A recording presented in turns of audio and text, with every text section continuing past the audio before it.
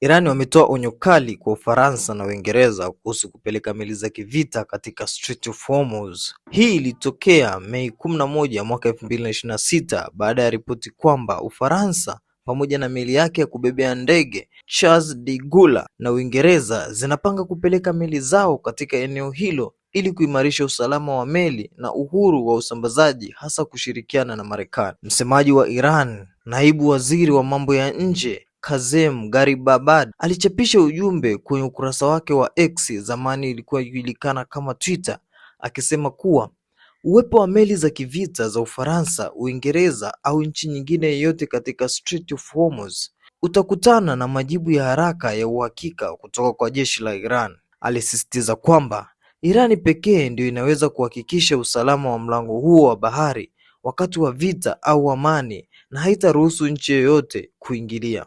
Ufaransa kupitia Marcon imekana kuwa inakusudia kupeleka meli moja kwa moja kwenye Strait of Hormuz na inasema inazingatia eneo la Red Sea na Gulf of Aden. Hii ni sehemu ya mvutano mkubwa unaoendelea katika eneo la Ghuba baada ya mgogoro ya hivi karibuni kati ya Iran, Marekani na washirika wake. Taarifa nyingi za habari za kimataifa zimethibitisha taarifa hii. Tuambie una maoni gani kuhusu hili? Tuandikie hapo kwenye uwanja wa comment section. Pia usisahau kusubscribe ili uwe wa kwanza kupata taarifa zetu pindi tunapoziweka.